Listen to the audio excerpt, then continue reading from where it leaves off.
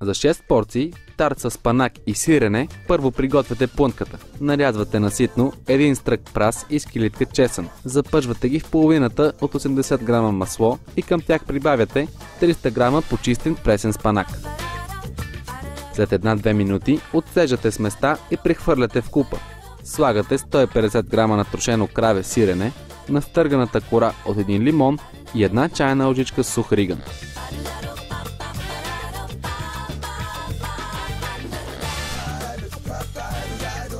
Овкусявате с сол и черен пипер.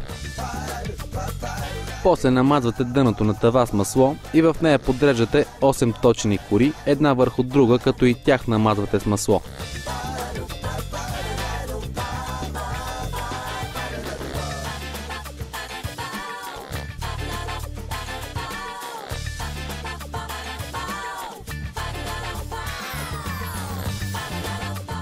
Изсипвате спаначената смес и оформяте гнезда.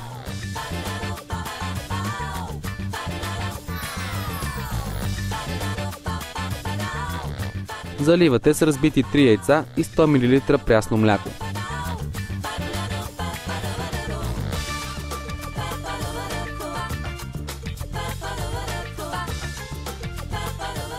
В гнездата чупвате още 6 яйца и слагате тарта да се пече за 40 минути във фурна.